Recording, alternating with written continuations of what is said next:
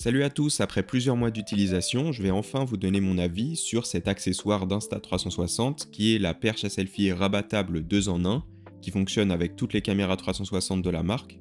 C'est un accessoire qui est multifonction et malgré tout ça il est très compact, on peut même mettre sa caméra et le selfie stick dans sa poche, donc ça c'est un gros avantage, mais je vais aussi vous parler des différents défauts que j'ai remarqués par rapport à mon utilisation et pourquoi il ne va pas totalement remplacer mon utilisation du selfie stick standard qu'on connaît tous.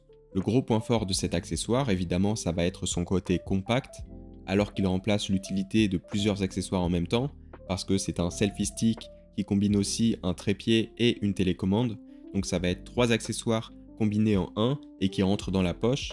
Et sa particularité, ça va être de pouvoir se replier en deux quand on a la caméra 360 qui est accrochée dessus. Et donc on a vraiment tout ce qu'il faut dans un format qui n'est pas trop long et qui va entrer dans la plupart des sacs, alors que normalement ce genre de caméra a toujours été un petit peu compliqué à emporter partout avec soi, parce que justement c'est dans un format qui est très long et qui ne rentre en général pas dans un sac et pas dans une poche. Avant de vous parler de mon problème avec cet accessoire, je vais d'abord vous présenter ses différentes fonctionnalités. Comme avec tous les autres modèles de selfie stick, il va être invisible quand il est fixé à la caméra 360. Il peut se déplier au maximum à 58 cm et quand il est replié, ça nous fait une poignée de 16 cm. Et son gros avantage, ça va être le petit trépied dépliable qui se trouve à la base de la poignée. Et quand il est replié, il ne prend absolument pas de place. Donc ça va nous permettre de pouvoir poser sa caméra sur une surface plate. Et comme c'est une caméra 360, on va pouvoir au montage créer des mouvements de caméra qui vont être plus dynamiques qu'un simple plan fixe. Et donc avec la caméra posée par terre, on va pouvoir se suivre dans un espace. Et grâce au selfie stick qui se déplie, on va pouvoir choisir des points de vue plus ou moins proches du sol. Donc voilà la hauteur que ça donne quand le selfie stick est replié et qu'il est posé au sol. Et voilà ce que ça donne quand le selfie stick est déplié au maximum pour avoir un angle de vue qui est plus haut. Et on peut aussi toujours trouver des endroits où poser sa caméra déjà en hauteur pour avoir des angles de vue qui sont moins proches du sol. Par contre attention, c'est le genre de trépied qui va fonctionner seulement sur un sol qui est totalement plat. Et aussi, les pieds sont assez légers et ne sont pas très longs, donc je ne recommande pas de les utiliser quand il y a du vent. Donc ce trépied, c'est une très bonne chose, mais par contre, il est limité et on ne va pas pouvoir l'utiliser dans tous les scénarios possibles. Et un autre accessoire qui peut être très intéressant quand on a une caméra sur trépied, ça va être une télécommande pour pouvoir activer la caméra à distance. Et avec cette télécommande, on peut même allumer la caméra à distance, ce qui est assez rare avec ce genre d'accessoire. Donc cette petite télécommande, elle est aimantée et elle peut s'insérer dans la poignée, mais on peut aussi la détacher de la poignée pour contrôler sa caméra à distance.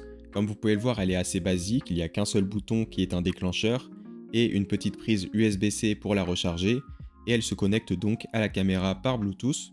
Et au niveau de sa portée, ça va être jusqu'à 10 mètres, ce qui est déjà largement suffisant à mon avis pour une caméra 360, parce que avec cette distance sur un objectif ultra grand angle, on va déjà à peine voir le sujet. Donc en combinant cette télécommande avec le petit trépied, ça va être très pratique pour se filmer tout seul avec la caméra posée à distance. Et même quand la télécommande est intégrée dans la poignée, c'est très pratique de ne pas devoir à chaque fois atteindre sa caméra 360 pour commencer ou arrêter une vidéo. On peut tout simplement utiliser son pouce pour contrôler sa caméra.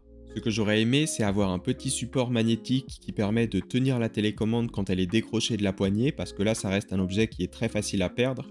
Donc quelque chose en forme de porte-clés, ça aurait été pratique. J'ai vu que quand on achetait la télécommande séparément, elle était fournie avec des petits accessoires en plastique, ce qui peut éviter de la perdre ou tout simplement de la trouver plus facilement quand on l'a au fond de sa poche ou alors dans un sac.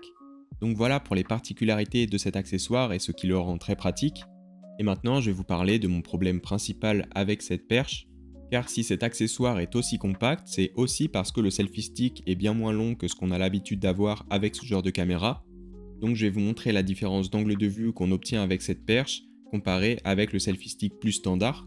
La perche à selfie la plus courante avec ces caméras 360, ça va être celle-là qui mesure 1,15 m une fois qu'elle est dépliée. Alors que la perche multifonction, une fois dépliée, elle ne mesure que 58 cm, donc la moitié d'une perche standard. Et pour que ça vous parle plus, j'ai filmé les mêmes plans en utilisant les deux perches différentes pour vous montrer la différence d'angle de vue. Donc on va passer aux comparaisons. Là en premier, je tiens la caméra devant moi au bout de la perche multifonction, donc celle qui fait 58 cm. Donc je vous laisse observer à quel point on va avoir du recul par rapport à soi-même et l'angle de vue qu'on va obtenir. Et maintenant, le même plan mais filmé avec le selfie stick standard, donc celui qui est déplié à 115 cm. Et comme vous pouvez le voir, autour de mon sujet, je vais avoir beaucoup plus de contexte, on va avoir un angle de vue qui paraît être bien plus large, parce que la caméra tout simplement est plus déportée. Donc l'avantage d'avoir la caméra qui est positionnée plus loin, ça va d'abord permettre d'éviter trop de déformation au centre de l'image. Comme vous pouvez le voir au niveau de ma tête ou au niveau de mes pieds, il va moins y avoir l'effet de l'image étirée, ce qui va déformer un petit peu le sujet, parce que tout simplement le sujet va être moins proche des bords de l'image. Ça va aussi nous permettre de ne pas couper une partie de son corps et de rentrer en entier dans son image, ce qui rend très bien pour ce genre de plan à la troisième personne, comme s'il y avait un drone qui était en train de nous suivre. Alors que, à mon avis, avec la perche multifonction qui est plus courte, on va perdre un petit peu cet effet et on va plus facilement réaliser que la caméra est juste tenue devant nous, plutôt que de voir un plan à la troisième personne très immersif avec tout un environnement autour du sujet. Il y a un autre type de plan que j'aime bien filmer avec ces caméras, c'est en tenant le selfie stick derrière moi, comme si on était en train de suivre un personnage de jeu vidéo. En premier, voilà ce que ça donne avec la perche multifonction de 58 cm. On va voir qu'on a un angle de vue qui est un petit peu trop serré par rapport à ce que je voudrais, et la caméra n'est pas suffisamment loin, donc on va probablement avoir la tête coupée ou alors les pieds découpés en fonction de ce qu'on choisit. Ça nous donne quand même la possibilité de filmer ces plans à la troisième personne, mais ça reste beaucoup moins immersif que ce qu'on aurait avec un selfie stick plus long, et donc maintenant je vais vous montrer ce que ça donne avec celui de 115 cm. Et la plus grosse différence, ça va être que je vais prendre beaucoup moins de place dans l'image, et donc on va avoir plus de visibilité sur ce qu'il y a devant moi et autour. Et c'est vraiment ça qui va donner ce côté immersif, comme si un drone était derrière nous en train de nous suivre.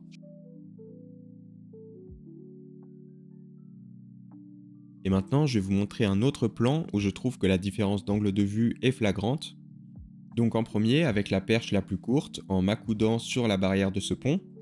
Alors évidemment, on comprend ce qui se passe, mais par contre, on a du mal à imaginer ce qu'il y a au-dessus et en dessous de moi.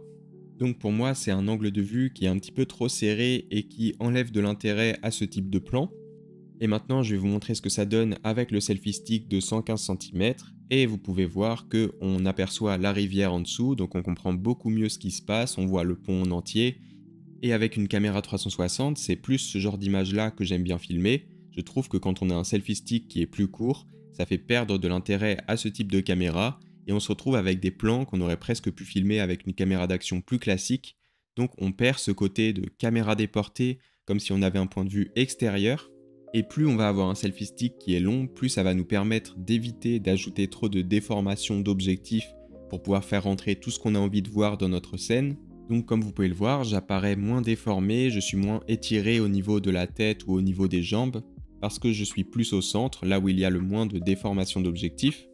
Et autant ça me dérange pas trop quand il y a de la déformation sur des arbres, sur le pont, sur l'environnement qu'il va y avoir autour, mais par contre quand il y a la déformation qui est sur le visage ou sur le corps de quelqu'un, là ça va faire des plans qui se remarquent beaucoup plus et qui sont moins esthétiques. Donc voilà pour les comparaisons d'angle de vue qu'on va obtenir avec cette perche multifonction.